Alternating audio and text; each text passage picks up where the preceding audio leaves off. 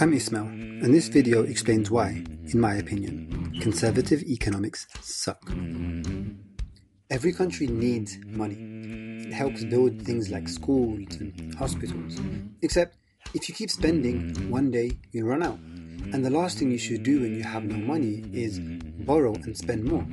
And that's exactly what the Labour government did. They messed things up and they caused things like the financial crisis. Well, at least that's the conservative argument.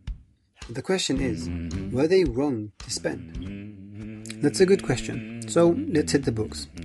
The standard economic argument says, in a recession, when an economy isn't growing, you're meant to either increase spending or reduce taxes, or better yet, both. In fact, most countries in the world did exactly that, even Germany. The second point is, borrowing was never actually that high.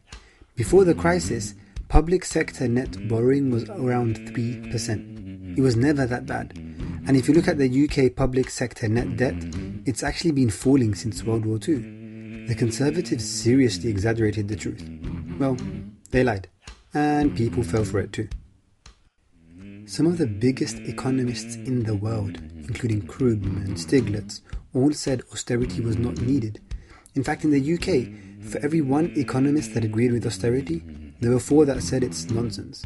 It's even worse in the US, where only 2% of economists believed austerity was the way forward. Now you should be asking, why did this happen? Remember the hospitals and universities?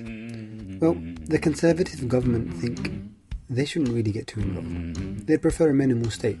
And so they used scary debt figures as a cover to continue with their cuts. But of course, this was basically rubbish.